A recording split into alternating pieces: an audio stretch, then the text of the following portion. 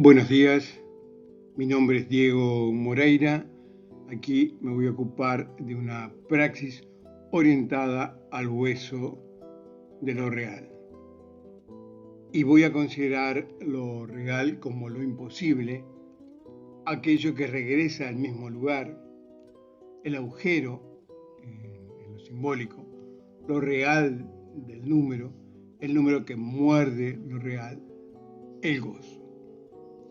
Jacques Lacan propone un modelo complejo de lo anímico que se estructura en tres registros: el simbólico, el imaginario y lo real. Esta tripartición se aleja evidentemente del dualismo cartesiano que divide la existencia en cuerpo y alma, planteando una visión más dinámica y multifacética de la subjetividad. En este contexto, Lacan sugiere que lo anímico no puede ser comprendido como una simple acción recíproca entre la extensión, el cuerpo, y el pensamiento, el alma, sino que debe incluir estos nuevos registros que se anudan de manera sumamente compleja. Ahora bien, el dualismo cartesiano, que establece una separación clara entre el res extensa y el res cogitan, se ve cuestionado por la introducción de la noción lacaniana de los diversos registros o dimensiones. En lugar de considerar solo dos sustancias, Lacan argumenta que el individuo está constituido por múltiples dimensiones que se anudan. En la arquitectura del sujeto propuesta por Lacan, los registros simbólico, imaginario y real no se van a presentar como compartimientos estancos, sino como modos de inscripción y resonancia que atraviesan la experiencia. Así, el registro simbólico remite a las estructuras del lenguaje, a las redes de significación y a las coordenadas normativas que organizan lo social. El imaginario, en cambio, se despliega en la trama de las identificaciones, en la imagen del yo y en las ficciones que sostienen ciertas consistencias narcisistas.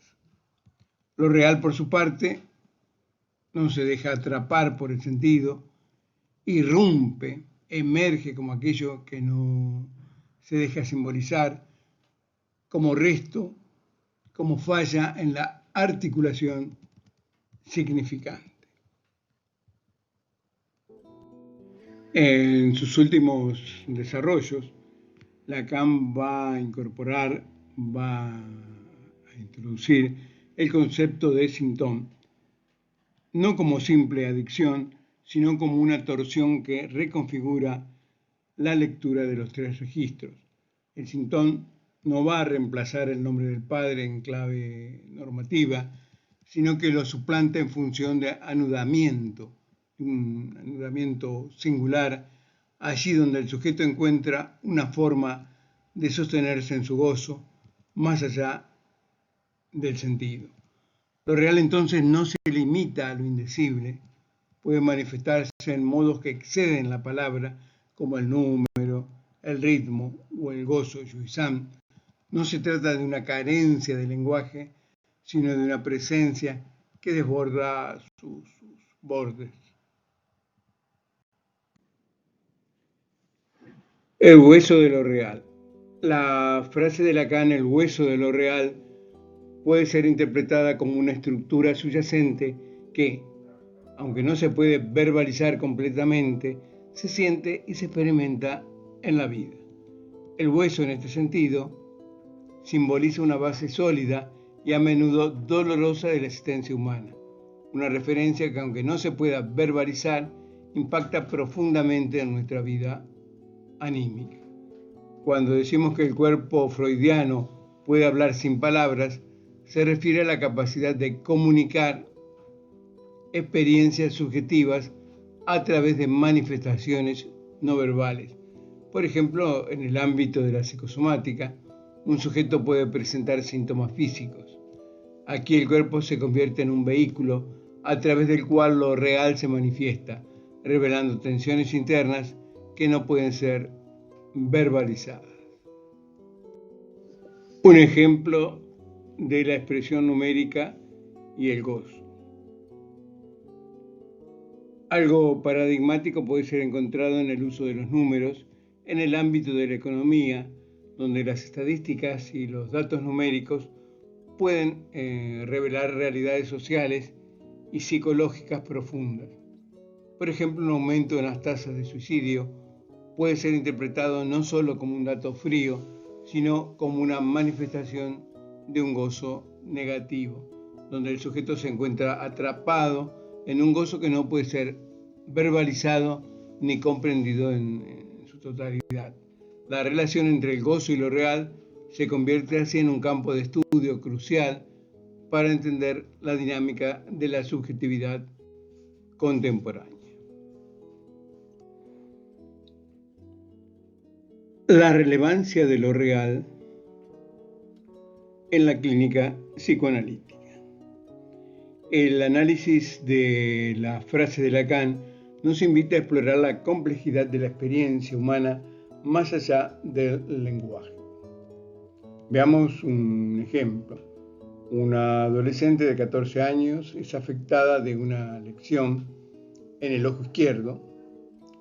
Tiene un problema en su ojo izquierdo. Se trataba de un inicio de cataratas, la cual puede ser leída como una emergencia de lo real en el cuerpo. No se trata de buscar una metáfora cerrada ni de traducir el síntoma a un sentido único, sino de sostener su capacidad, su carácter de resto enigmático, que no se deja simbolizar del todo. El ojo, un órgano y fuente de la mirada, se vuelve opaco, que no se quiere o no se puede ver. ¿Qué mirada se le ha impuesto a esta adolescente? ¿Qué ver falta?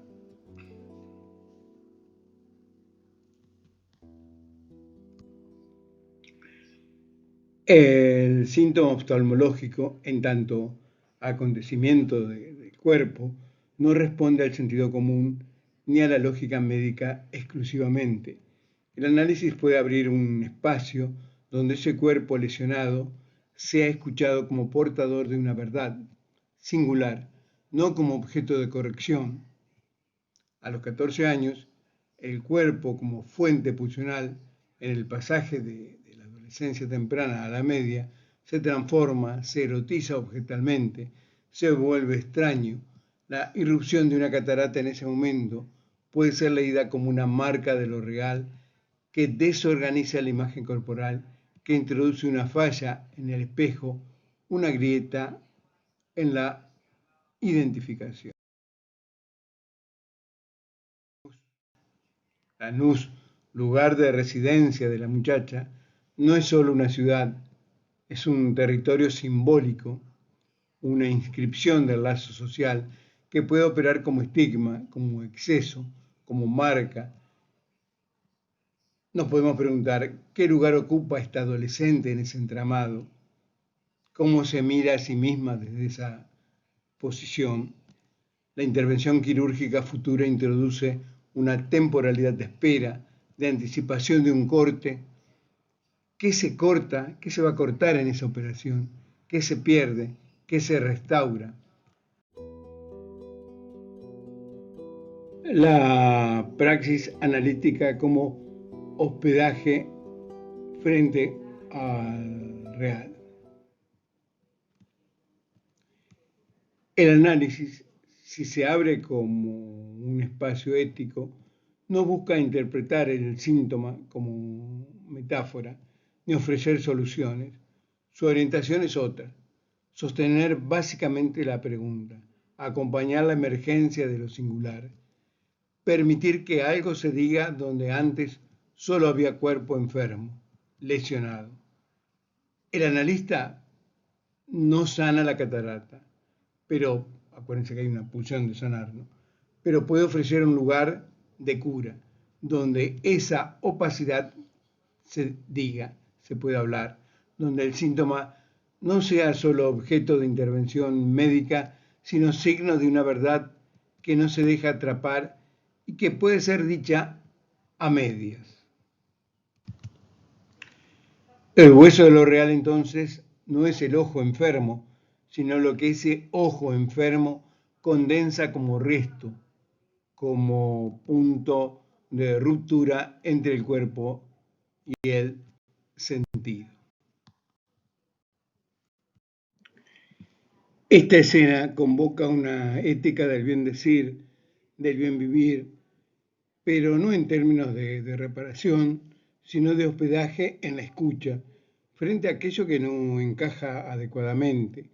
El análisis puede alojar esa opacidad sin apresurarla, sin apurarla, sin clausurarla, sin convertirla en un diagnóstico cerrado.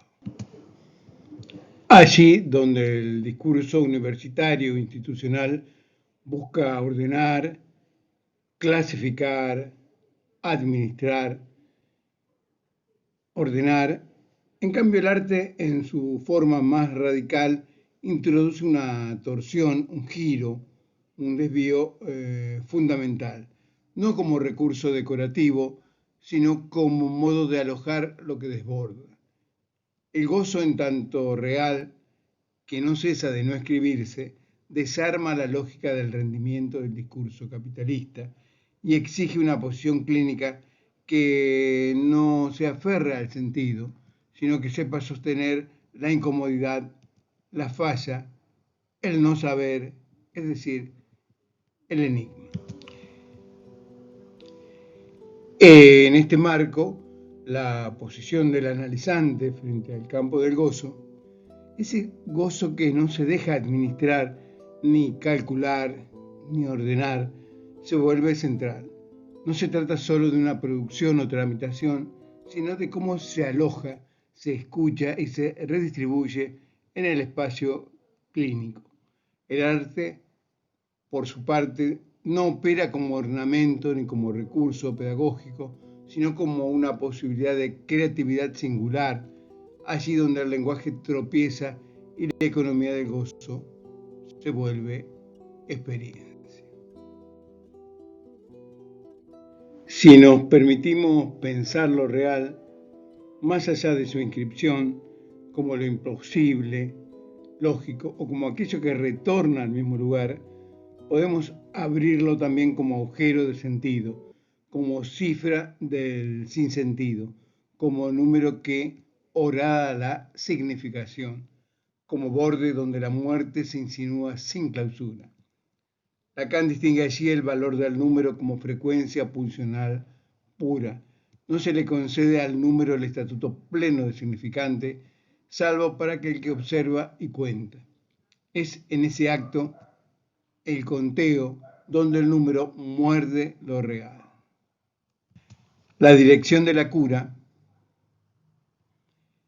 entonces, no puede eludir el examen de los campos, donde se dibuja un doble agujero, un enlazado al real pulsional, al Lange, el número, y otro al fantema, ese montaje que se anuda a la letra. Lacan introduce esta concepción del agujero hacia 1975 y es Éric Laurent quien, junto a David Moldavsky, propone pensar la forclusión de ese agujero como forclusión del juicio que lo constituye. No se trata solo de una ausencia, sino de una operación que excluye el sentido y convoca sus suplencias, sus bordes, sus desvíos. Este enfoque permite entrever cómo lo real se manifiesta en la vida cotidiana del sujeto, allí donde lo inexplicable y lo inefable irrumpen, generando una angustia que desborda toda economía del sentido. El agujero entonces no es solo pérdida, es también posibilidad. Posibilidad de interrogar, de desarmar, de reconfigurar nuestra relación con el mundo y con la muerte. En este marco no se presenta como cierre, sino como apertura, recordatorio constante de la finitud invitación a pensar el sentido de nuestra existencia y el modo en que tejemos vínculos, palabras, silencios, entre otras cuestiones.